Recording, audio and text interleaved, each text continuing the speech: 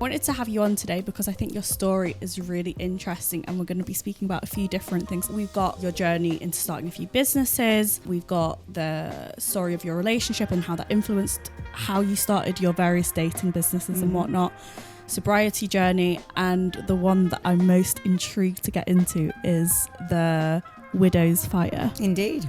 Which not many people know about, so yeah, we'll get into it. Let's start at the beginning.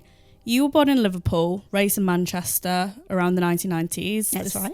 This is like cool Britannia.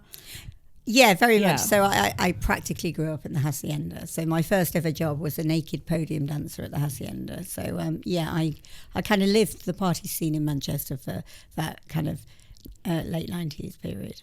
What can you tell us about just the fun and excitement of that era? They were just the best times. I mean, you know, it was 3 years of absolute party carnage, great fun. I was club promoting at the time, dancing at various club nights. And it was wild. It was very, very happy memories, actually, from those days. What pulled you into doing that job? What was the push and pull into it? Well, I think the push and pull was just going to a few crazy club nights with a few crazy club kids and lots of sex, drugs and rock and roll. And one thing leads to another, and the next thing you know, you're on a podium dancing with crosses of tape on your tits and nothing more. So it's interesting because I think when you're growing up, you hear about these different types of jobs and you go, oh, could never be me, or you know, oh god, that sounds like so out there. But as you start to go into those kinds of jobs, like being a podium dancer or a dancer, you actually learn that nudity isn't actually that much of a big thing. Not at all. I mean, I'm incredibly body positive, always have been. It was, I'm a complete extrovert, and it was a great way to get lots of attention. And I don't think I paid for drink or drugs for 3 years. So, it was a fun time. What is one memory of that time you're just like, that summarizes that era? I think probably the best memory was the night I put on a huge gay rave for 15,000 people at a building called GMEX in Manchester. So we transformed a normal convention centre into a huge rave and had Dream and various other bands playing. And that was a pretty memorable night. What do you think was influencing the youth culture at that point? You know, because it's so different from today. Yeah, no, it is different. I mean, I think the explosion of Manchester and the Manchester bands, so things like the Happy Mondays, Stone Roses, the explosion of club culture and the Hacienda itself was instrumental. There were some amazing people, the late Anthony Wilson, who was Mr. Manchester. I think, you know, Manchester was the place to be at that time, actually. And I felt like I was at the nucleus of it all. So you're also a single girl living it up at this point. What was your sex life like? Oh, amazing. Absolutely. So I'm proudly bisexual, always have been, which obviously gives you double the choice. Double the fun. Yeah, indeed. And sometimes triple the fun if you want to go that way inclined. I limit at 3, 4. It was 5 last weekend, I think. I mean, I fully embraced my sexuality and body positivity and had lots of crazy, wild times and some fabulously torrid love affairs. Yeah, I was speaking to my auntie about this, especially, you know, how people used to meet and socialise and then form relationships and go from there. It's so different from my generation to her generation. She described it as you'd go out to a club or pub or whatever, you'd meet someone, have a chat, and you just cop off and leave and do your thing. But now there's this idea of so much feeling and conversation, and it's not as immediate and carefree as it used to be. Well, yeah, I guess it depends which apps you're hanging out on, doesn't it? Yeah. Really? But just in terms of meeting someone in a nightclub or something. Yeah. I mean, nightclubs barely exist these days, do they? It's late night bar drinking. I just don't think there's the same sort of meet. I think the statistics are something like 82% of people meet online these days. And I think that happening in the real world usually happens at work or, you know, through a friend of a friend, rather than the going out on the pull on a Saturday night type feel. Yeah, it's more, what's the exact word for it? It's more contrived, I would say. Yeah. Okay, so then we kind of get into it, and we get into how you got into events planning, and then you met Andy. So just take us through how you went from being a bit of a crazy kid, the 90s in Manchester, to meeting Andy and setting up your businesses. Obviously, I was living my wild life in Manchester's club scene. And at some point, I think probably at 6 a.m. in the morning, when I was stood outside a nightclub managing an after-party door, I thought I really probably need to get a proper job. Yeah. And so there was a famous restaurateur, Oliver Payton, decided to open a very cool restaurant in Manchester called Machinaire at the time. And I got introduced to him, and he invited me to come and run front of house in a very upscale restaurant and manage all of their corporate events, which I did for like 2 years, and I loved it. And it was a great sidestep from crazy club culture into cool events. I did that for a couple of years, and then I got poached to go and be events manager of the Trafford Centre, which is a huge shopping centre in Manchester. I am very familiar with the Trafford Centre. So I launched the Trafford Centre in 1998. Yeah, indeed. Because that's when I was born. Oh, well, there you go. And I remember seeing the plaque on the building. Yeah, indeed. Yeah. So 1998, I launched the Trafford Centre as their head of events, and it was a dream job. They gave me £1 million a year to spend just to try and get people in the building. It's the absolute opposite to commercial event business these days, where you have to make money out of events. It was like spend money and make things happen. So we put on Five, the boy band, and we did all sorts of crazy film premieres and lots of fun events, and it was great. And I had 3 very happy years there. But after you've done the third Christmas lights switch on and Father Christmas arrival, and your elves haven't turned up at your grotto, and the sparkle, shall we say, of retail events had left, and I got approached by a lady I work with from commercial radio, who said, I'm going to set up an events company, do you want to come and be a co-director? So I joined that company as a minority shareholder, so I took equity rather than a good salary, which was a really good move for me at the time. I did 3 years there learning how to run an agency and how not to run an agency. Just for the audience, what's the difference between equity and a salary? So equity is, instead, at that point, I should have been commanding a 40 grand salary, but I took a pay cut to 25k and then got like a 10% share in the business. Yeah. So the idea is it's sweat equity. You're banking on the future value of the company. Okay. So then 3 years after working with them, I decided I want to leave, and I sold my shares in the business back to them and left with enough money to sort of sit on my sort of laurels for a few months and work out what I wanted to do. Now, running alongside this, I met the love of my life. Andy, yes, my soulmate, Nicky Wake. So I was doing online dating, and this was a very first foray into online dating. So this is Dating Direct, which you're way too young to remember. Can you timestamp this for us? Yeah, so this was 2002. It was the summer of the Commonwealth Games in Manchester. Were we still plugging in internets back then? Oh gosh, yeah, it was dial-up. it was like that terrible sort of, and AOL. Windows 99. Yeah, and AOL was the only email client. It was crazy, and way before the days of swiping. So I joined datingdirect.com as an early pioneer of online dating, and I kept coming back to this profile of this guy who was handsome and witty and intelligent on his profile. And so I was bold and I was brave, and I kind of reached out, and he sent me a questionnaire, and it was almost like an interview for a wife. So the questionnaire was things like, Rolling Stones or the Beatles, and I'm like, neither. Fleetwood Mac, obviously. Coronation Street or EastEnders. It's like, well, I'm from Manchester. And then my favourite, which was, who's your favourite artist? And I said Tracy Emin, because my bedroom looks exactly like that. And it did at the time. Me too. Yeah.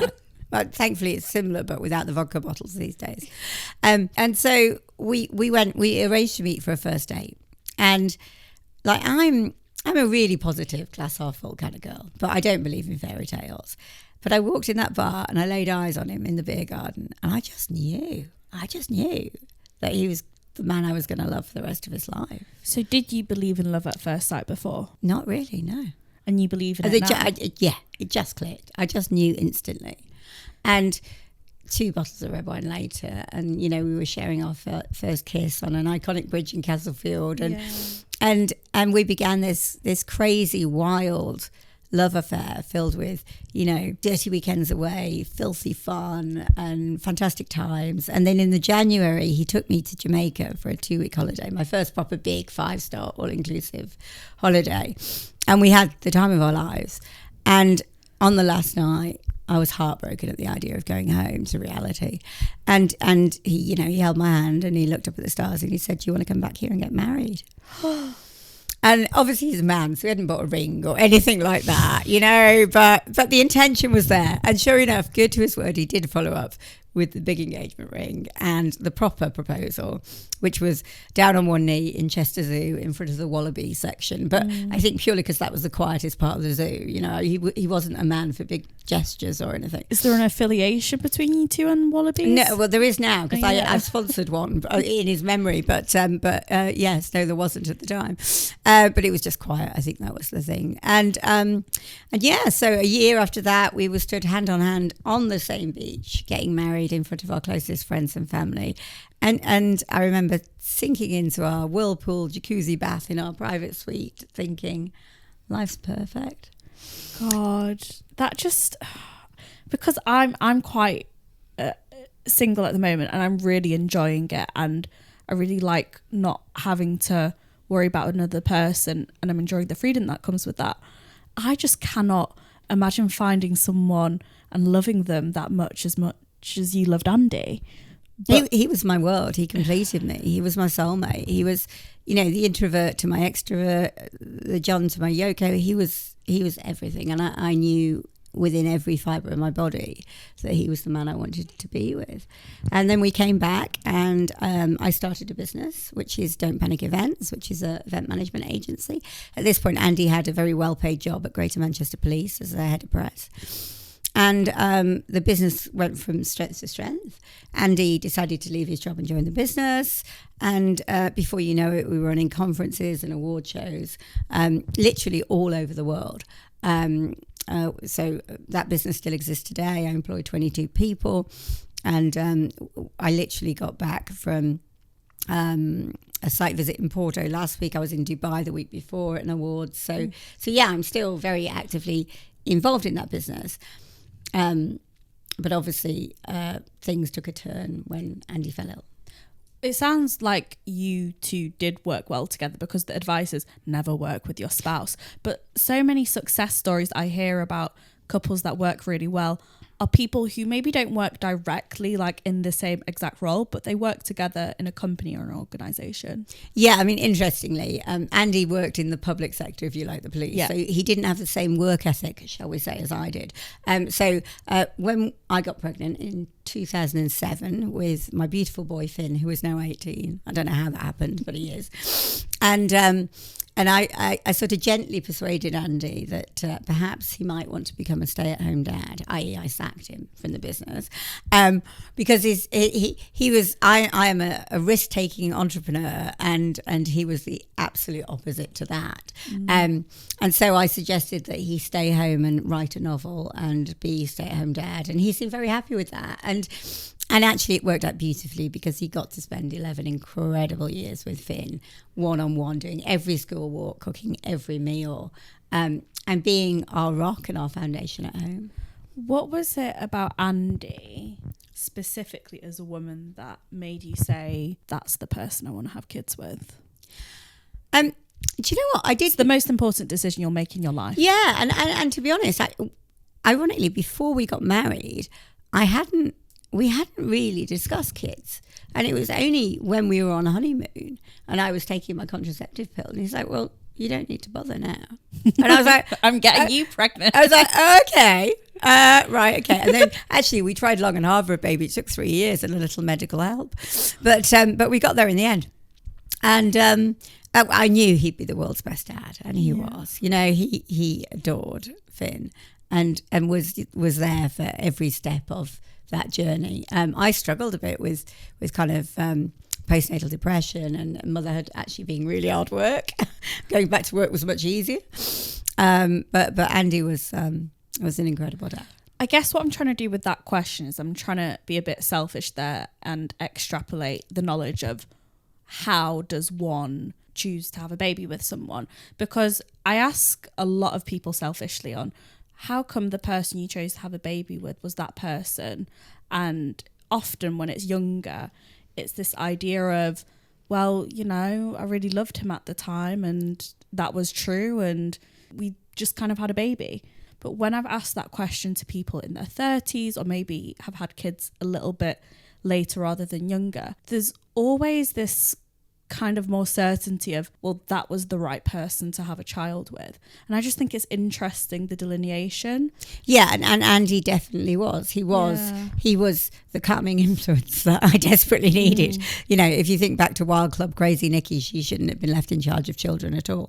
You know, Andy was rock solid and dependable and my safe space, and I wanted to create a little Andy.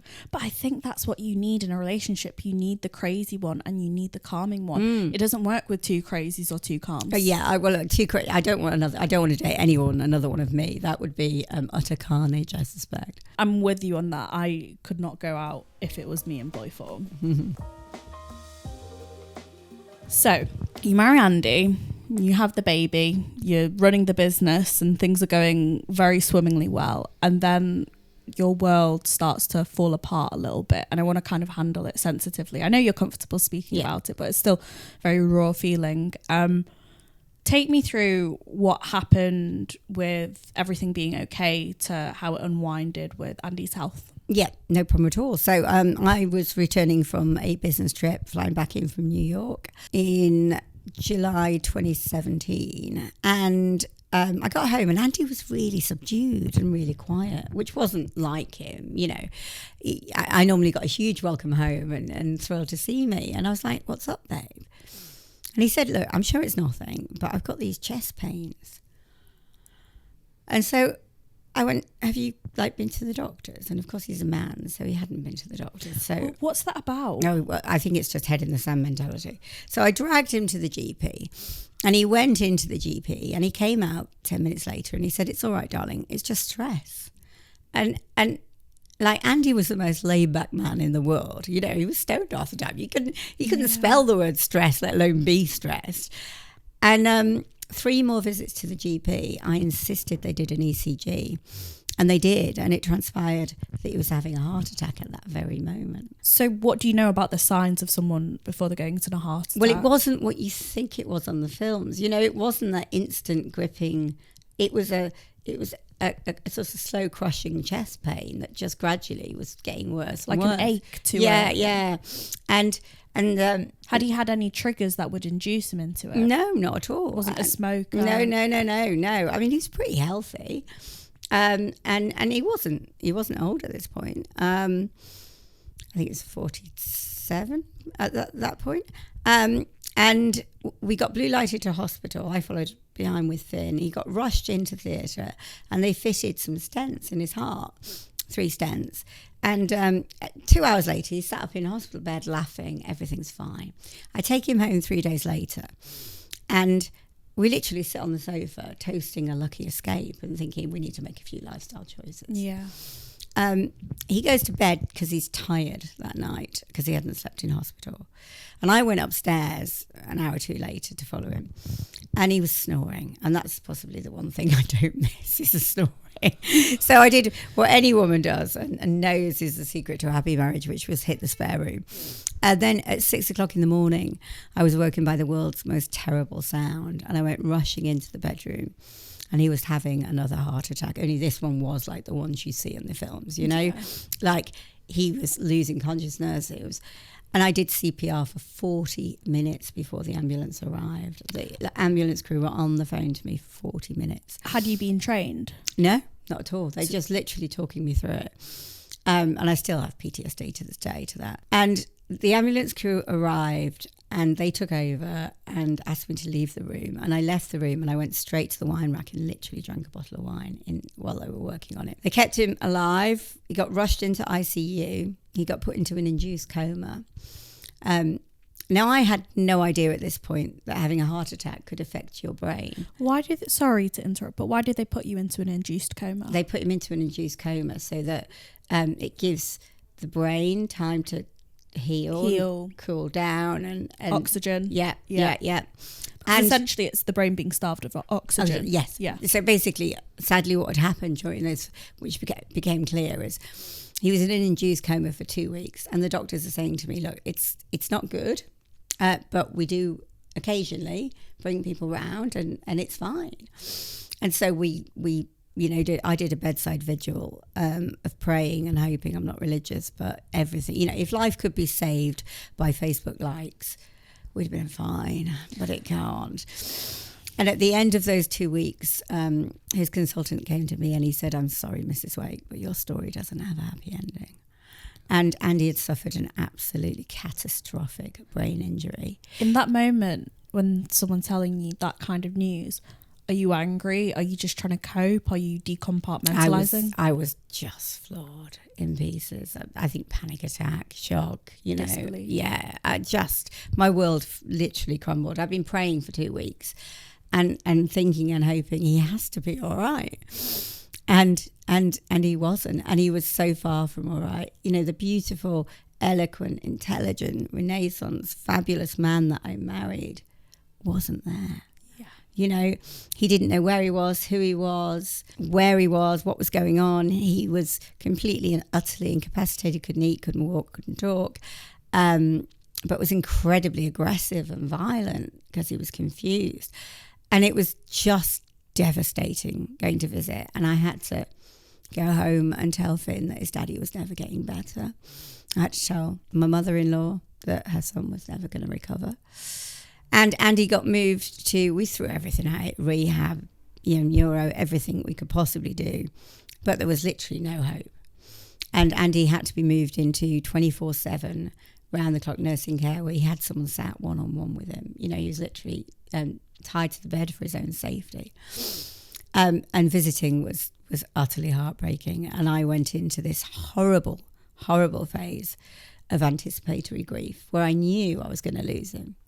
I just didn't know when. And I used to drive around like with Adele on repeat in the car, sobbing my heart out. I mean, maybe that's where I went wrong with the music choice. But, it was a time of utter despair. And at that point, I started drinking quite heavily just to numb the shock and pain. I used to wake up in utter disbelief that my perfect life had crumbled. And bear in mind, I'm trying to parent a grieving child because I had to make the very difficult decision not to let Finn see his daddy because it would have, it broke my heart as a 49-year-old woman at that stage. When my mum passed away, she was in the ICU before she died and she wasn't strapped to her bed. She was just sedated and like that. And I understand why a parent would make that decision, not for the child to see the parent. I still stand by that. Finn has the happiest memories ever of his daddy. And as his consultant said to me at the time, and his consultant, there's never a good time for it to happen, but 10 or 11 is about the right time because they can understand and comprehend, but they haven't got the teenage hormones. So, forward thinking, had I let Finn visit during those 10 to 13 years and then the ultimate loss happened then, that could have been much worse. And Finn is a remarkably well-adjusted human being despite having me as his mother. So, but it's probably I know you were kind of having doubts with sobriety and, drinking, but to him, it looked like you had it together. Yeah. I was a very highly functioning alcoholic. I mean, bear in mind, I was navigating a business, employing 20 people. I never missed a day's work. I never missed a meeting, and Finn never missed school. We held it together, but they say it takes a village to raise a family, and I tested that theory. I'm very grateful that I've got an incredible circle of friends and family, my dad in particular, who stepped up and stepped in to help. And so we had 3 years of this awful anticipatory grief where I was technically married, but emotionally widowed. Yeah. And that was the toughest and darkest of periods. And then in 2020, COVID hit the headlines. And I just knew that was the beginning of our end. They closed the nursing homes down. Did you feel it in your gut? I just knew. They closed the nursing homes down end of March. I got the call on the 17th of April to say Andy had died. And I thought that would be relief. but it just floored me all over again. I thought those years of anticipatory grief would have kind of got me on the guest list for grief, if you like, got me ahead of the pack. You know, they say there are 7 stages of grief, and there are 1,000, and they happen, you know, all in one day sometimes. And of course it was lockdown. So, and I was running an events business, so we furloughed everybody. And all I did was sit in the hot tub outside and drink red wine for that entire summer. Did it feel, as they describe, some kind of treadmill that you're on and you just can't get off it? Yeah. I mean, I think if Finn hadn't been there, I possibly wouldn't be here, because it was just the darkest of days. I couldn't see friends. I couldn't see family. As a natural extrovert, that was killing me. It really did test a lot of people, the lockdown, because like you're isolated away from family, and then you've got, you know, family members dying from the virus and dying from natural causes too. So it's just, I can't imagine like what you were going through. It was awful. I mean, Andy was an incredibly popular guy. We had a funeral with 12 people allowed, you know, and I never got to mark the passing of that beautiful man in the way that I felt it should have been marked. It was very, very dark times. Yeah, I just, can't imagine. Because on one hand, you know, like grief, someone dies and it's quite immediate. Not that it's the same for everyone, but there's a process. I know this person is dead. I move on. I do this and that if you're a very pragmatic person. But it sounds like your grief was split into 2. It was, yeah. It was.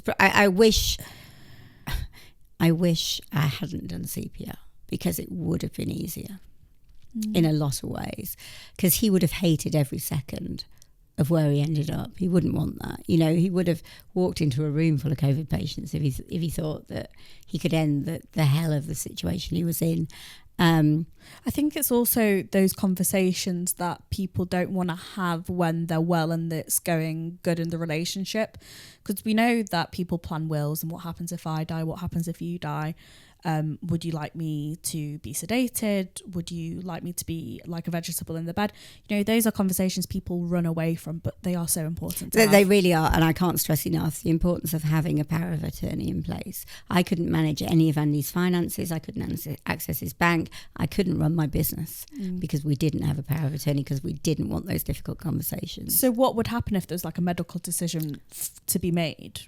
The doctors would make that, not me. Yeah.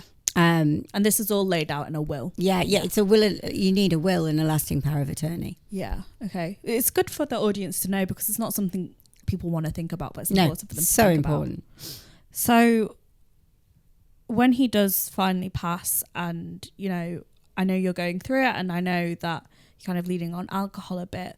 When do you recognize that this isn't me, this isn't what I do? Because you used to be someone who would go out, party, have fun, and you didn't have that relationship with alcohol, but now it's different. When did you decide this is actually not my story, this isn't what I do? I mean, I literally, it took a few years. So from 2020 to November 2024, I was a very highly functioning alcoholic, in the sense of like 3 bottles of wine a day. And you're a very small woman. So where do you put it away? Well, I've lost a lot of weight since I stopped drinking, actually. But I was highly functioning. So hardly anyone knew. My Uber bill used to be a fortune, because I'd never drink and drive. So, you know, I'd be continually getting Ubers left, right and centre. I had business lunches every day. I worked in the events industry. There was always alcohol freely available. So there's a lot of self-negotiation and rationalising. Yeah, and it's a bit normal. here. Yeah, absolutely. And then not being truthful with yourself of what you're drinking. And I guess there's no Andy to keep you on the straight and narrow. No, absolutely no. And I did start online. After a year or so, I put myself back online. I knew online dating had worked before, so I thought, well, it'll work again. Unfortunately, it's not as simple in your 40s as it is in your 20s. And I downloaded Tinder, and it was full of dick pics and ghosting and married men. And I just thought, oh my goodness, this is awful. But I did have a couple of short-term relationships, but both of those fell apart because of my drinking, because being an alcoholic is very isolating. Okay. And you want to hide that from anyone, so you won't let anyone get too close. But it was around that time of online dating that I thought Tinder and Hinge, they're just not for me. What I need is, to find myself a widower, someone who's been through what I've been through and understands, because the guilt and the complexity of dating as a widow, I'm still in love with Andy. Yeah. So it felt like a betrayal. You always get, oh, she moved on too soon, or he moved on too soon, or it's about time you move on, and you don't want to move on. Indeed. And it is, there's never any right or wrong time. But I thought what I need is someone who understands. I mean, the next day is quite... Yeah. Well, I'll give you some interesting stats on men and women later.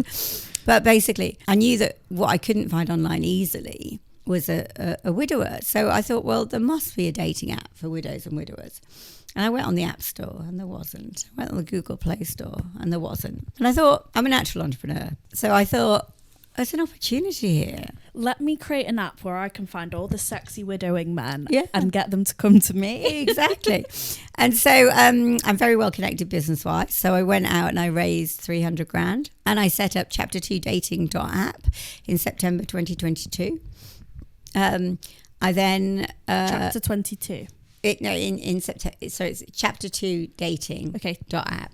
Okay. Is the website. And I set that up in September 2022. Is that just to mark the second chapter in life? Yes. So basically, in widowed circles, you talk about your next significant relationship as your chapter 2. Okay. So anyone who's a widow understands that. But if you didn't, you wouldn't. So I wanted something more creative than widow dating. So chapter 2 is a well-known and well-used phrase. And I suppose it's your second act. Yeah. Use the first act, second act, third act, final act. Yeah, absolutely. And it was an overnight success. We've now got 20,000 users and we're live in the UK, the US, Canada and Australia. And then in July 2023, I was dating, but realizing I wasn't ready for a serious relationship. What was actually fueling me was something called widow's fire. So when you're widowed, there's a recognized medical phenomenon called widow's fire, which is that you basically get really horny when you're grieving. What's the science? What's the psychology? Tell me. Well, because you're aching for physical comfort. I mean, if you think about it, I shared my bed with Andy for 20 years. And I spent 20 years teaching him how to pleasure this body. And he got quite good at it in the end. And then all of a sudden that's ripped from you. Yeah, there's a hole. There's a hole. Yeah, exactly. And, Ann Summers can only go so far. And, it's not even the sex, it's the intimacy, it's the act of being held. And I remember I went for a massage early into, as soon as COVID lifted. And someone just touching me made me cry because it was that physical touch and intimacy that you lack. And widow's fire is a recognised phenomenon. And actually, you joke about men and women. Literally, men move on within days, if not weeks they move forward. We know as widows, we don't move on, we move forward. Basically, we did a survey of widows and widowers, and most men within 4 weeks had slept with somebody else. Most women, it takes them 2 years. But I wonder if the emotional moving on is different between the two. I think when the woman's taken time, let's say after 2 years, to emotionally move on, then she's ready to physically move on. But men might physically move on, and then it might take them 10 years to emotionally move on. Yeah, if not more. But yeah, so then in July 2023, I was recognising that Chapter 2 wasn't the right place to satisfy my urges, so to speak, because I thought it was a bit unethical to use my own site, charging people and then creaming off the best man for yourself. Felt a bit wrong. I'm glad you noticed that. Yeah. So I thought let's start a hookup site. So I launched widowsfire.dating, which is a hookup app for widows and widowers who just want to get together and have sex. And there's no emotional complication, no need for explanation. And that's a huge success. And there's lots of banging happening. Yes, absolutely. There's a lot of very, very happy people. And actually, as an aside, I met my current partner, who is my chapter 2, on Widow's Fire. Oh, so you did kind of source your own. Well, yeah, but because it was Widow's Fire, I thought it was okay. So yeah, this last summer, just gone, I was on holiday and a bit bored and lonely and horny. And I got a message on Widow's Fire, because I'm on both sites just to keep an eye on them, obviously. Yeah, sure. And, just for monitoring. And this guy cropped up, and I thought, oh, he's hot, actually. And he lived in Manchester, which is where I live. So I was like, well, why not? So we messaged for a couple of times, and then we had a first date, which, well, we had one drink and ended up back in my flat. And 3 or 4 more dates later, he then said, this feels a bit more like a chapter 2 than a Widow's Fire. So proof that it does work. And we've been together like 5 months now. So I guess all of this kind of like recognizing, you know, you had a little bit of a vacuum in terms of intimacy and relationships, and you wanted to start these businesses. That was the thing that pulled you out of the drinking, I suppose. Well, not at that point. I mean, Widow's Fire was launched 2023. It took until I was still just on this treadmill of business and success, but no amount of business success would make me happy. And I got to the point in November 2024 where I was at my absolute rock bottom. I was emotionally spent. I was exhausted. I was working 24/7, drinking 24/7, and utterly miserable. And I moved into a beautiful city centre apartment in Manchester, and I felt like I couldn't leave the 4 walls. That was where I got to in my head. And I knew something had to change, and I knew I couldn't do it on my own. I'd had two sort of bad rock bottom moments with drink, one which involved a fall where I got very badly bruised and hurt, and then one where I tried to stop drinking and had a seizure. You should never just stop drinking. And so I knew I needed professional help. So on the 6th of November 2024, I checked myself into rehab in the Priory, and I did a 28-day stay. And it was the day before my son's 17th birthday. And I said to him, I'm sorry, I'm not going to be here for your birthday. And he said, this is the best birthday present you can give me. That's so mature of him. Yeah, it is. And actually, what was lovely is on the 7th of November this year, I took him out for his first legal drink, and I was celebrating my year sober anniversary on the same day. So that's kind of cute. Although, as he said, can I not even have one day for myself? It's interesting to look at different people's sobriety stories, especially now when it's in such a big spot of the zeitgeist, because this generation, I guess your son's generation, I'm a couple of years older than him, we don't drink. Yeah. We do a bit, but no, he had one alcoholic drink in his life, and that was on that night, and he was like, ugh. You know, so I mean, it was some sort of shot or other, so it's probably horrid. But you'll know from working in events how it differs from generation to generation. But I feel like Gen Z, millennials, they're more into experiences. Yeah, very much so. Yeah, it's everything. Like every bar is curling or electronic darts or whatever. Do you ever look at us and go, "You're so pathetic"? Well, I just I'm incredulous, honestly, and I actually think you're probably making better life choices than we did. But yeah, no, it was and. So obviously when I was in rehab, on about day 3, they handed me a leaflet. Now they love a leaflet in rehab. They've got leaflet on everything. And the leaflet said sober sex. And I thought, shit, I don't think I've ever had sober sex. Really? Yeah, because I was convinced that I'd probably either be drunk or hungover, if you think about it. Even the first time you've ever had sex wasn't sober? No. Yeah. So yeah, I think pretty much it would be very rare that I would have. So then I thought, oh my God, how am I going to date sober and as a widow? And so while I was in rehab on day 3, I registered the domain name soberlove.app for my sobriety dating app, which we launched in March, and is again a huge success, particularly with younger generation millennials. So in terms of these, you've got 3 different dating websites that you've been an entrepreneur and you've started.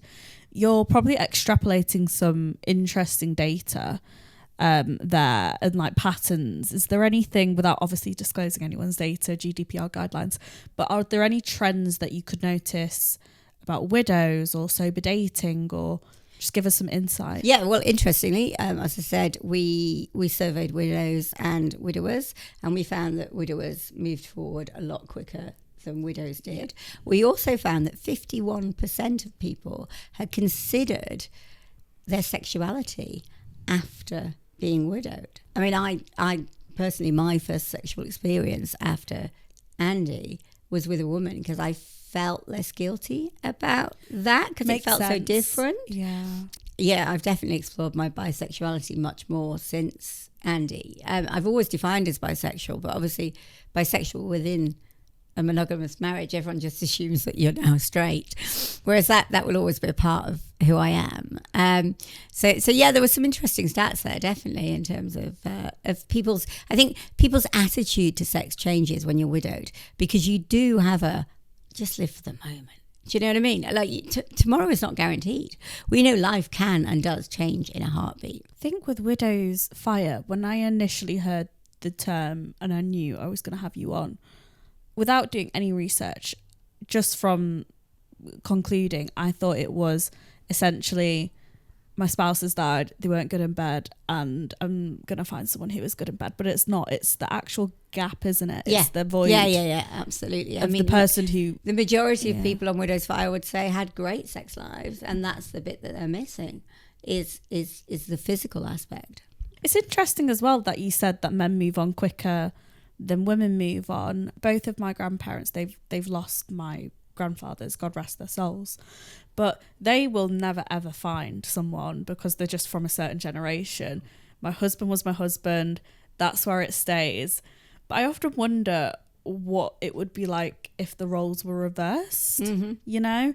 And my mum's mum, so on my maternal side, my grandma says, your granddad would have had someone in straight away doing the washing, the cleaning, the ironing. Men are statistically less better at coping than us girls. And we organise speed dating events for widows and widowers. Next week actually in London, and it's interesting because the unfortunate statistics are that men die quicker than women, so we always end up with like double the number of women to men in the room. So men die quicker than women because they're stupid, or I don't know. Yeah, well, because they don't take the same care of their health as we do, and they don't go to the doctors as readily as we do. So it's not because it's written into their code that they will die earlier. Possibly a bit of both, I think. I think there's a bit of both in there, but the majority of men on chapter 2 are probably on for 2 to 3 months. Before they find somebody, drop off the site. They very often come back because it hasn't worked out or whatever. Whereas women are subscribers of females stay longer. What do you think is the average age in the UK of someone to become a widow or widower? Well, I would suggest it would be late 60s, 70s onwards. Okay. But we've got widows as young as 30, and we've got widows over 90. Wow. So we have quite a broad range, and we've had 4 marriages so far, about 20 engagements, and there's even a chapter 2 baby in production. So 2 of our younger members, I thought we were all past that, but 2 of our younger members got together, and I follow them both on Facebook. Yeah. And I saw their wedding photos, and they didn't invite me, which I thought was quite rude. I saw a picture of a baby scan, and I was like, is that a chapter 2 baby? And they're like, yes. You created someone's baby. I created a baby. I know. How cute. I hope it's got your name somewhere. Well, you'd think so, wouldn't you? But I don't think Nicky's very fashionable these days. So I think Nicky's going to come back. I hope so.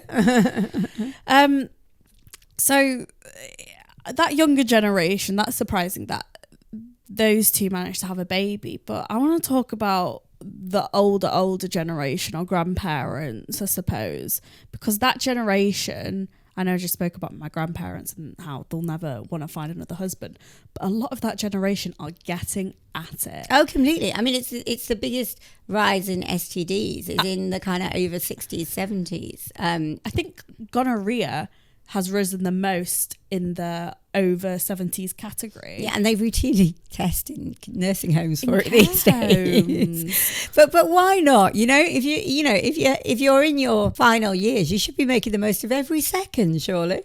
I mean, they're absolute horn dogs, these people. Like, I think like the Widow's Fire or whatever it is, being put into a care home just makes total sense of why everyone is fucking everyone in a care home. Yeah. Because Well, what else is it to do? Play bridge? okay. We've all got our own private rooms. There's bars in these places. I'm looking forward to my retirement home. It's just kind of like, I suppose it's not technically because there's no spouse to swing with, but it's just a big sex hotel. Yeah, basically. What would you call it? Well, I don't know, but yeah. I think you need to start hotels. That's the next business move. Possibly. We're talking about doing a Widow's Fire retreat weekend, actually. Okay. Which could be a lot of fun. You need Durex to sponsor that. Oh, completely. But as well, the older people, they don't have a good relationship with sexual health. So that's the problem in that group, isn't there? Yeah. Because people aren't necessarily in the knowledge or in the know, or they weren't taught about. And also, you have no worries about getting pregnant, usually over 50. So in sexual education, I think that's all that they were taught, that you can get pregnant. They weren't taught about STDs and whatnot and stuff. But they're probably taking the dentures out and enjoying it. And why not? So now we're going to move on to something more actionable for the listeners, in case they're in your position or they know someone in your position. What's your best advice for someone who does become a widower, or they're watching someone on a widowing journey? Well, the first thing they should do is sign up. I also run a not-for-profit community interest company called the widowcollective.com, and that is for widows and widowers of any age at any stage in their life that need support, isn't dating related at all. So that's just me wanting to give back to the widow community. And we're staffed by a team of volunteers. It's funded entirely by donations. It's free to join. So that's a great place to start. If you're not ready for online dating, or you're not ready for meeting new people, but you just want to make friends, I tell you, the only silver lining to the terrible cloud that is widowhood is the friends I've made in the widow community. And you know, I've got a tribe of widow warriors who I adore. You know, one of my best friends, Natalie, you know, we holiday all the time together we both got kids at the same age, and I would never have met her if it wasn't for being widowed, and yet she's my world, you know. And I think you find that sense of belonging and friendship and understanding, because nobody knows what it's like to be widowed. People are like, oh yeah, no, I got divorced, so I understand. It's like, no, you don't. You really don't. That annoys me, and I've never. Or kind of my dog died, and I understand. And it's like, well, no. And I think the widow community, we go from 0 to 100 in friendship terms really quickly, because we're bonded by this terrible, unique bond. Yeah, I mean, I always say to friends, I'm off on a widowed night out tonight, and they'll think that, you know, we're all sort of sat crying into our, well, in my case, Diet Coke, but in their case, G&Ts. And, you know, it's a very sombre affair. And it's really not, because widows live for the moment. You know, until you've been on a dance floor with 50 widows, you've not lived. And I love this. So the collective term for a group of widows is an ambush. And I think that's beautiful. It just sums up absolutely the widowed spirit. So yeah, my first advice would be to have a look at the widowcollective.com and join us there. Join in online meets or in-person meets. Obviously, have a look at, if you are ready for dating, then either widowsfire.dating or chapter2dating.app are a good place to start. And really, there's never a right or a wrong time to start dating again. It's when it feels right for you. So don't feel judged by other people. You know, your life is precious and worth living, and your late partner would want you to be having your best life and not sat crying for them. I know Andy would be howling laughing at the antics that I've got up to since he left. Oh, it's terrible, because I promised him for his 60th a threesome, and sadly he never made 60, so I felt really bad about that. I'm sure when you have one next, he'll be watching. Yeah, well, I think of him often. So you know, it's like, I hope you're watching both. You know, it's you get one shot at this beautiful thing called life. And it's time to absolutely make the most of it. And if losing someone doesn't make you experience that more than ever, I don't know what will. So do you want to plug the audience into your links and stuff? I know you just did, but like social media and stuff. Yes, so you can find Chapter 2 and Widow's Fire and Sober Love across all Facebook and Insta. I'm Nicky Wake Widow on Instagram, so by all means follow me. My DMs are always open, so more than happy to chat to anybody, and have a look at thewidowcollective.com. She's very active online. So thank you so much, Nicky. It's been a pleasure. Thanks for having me.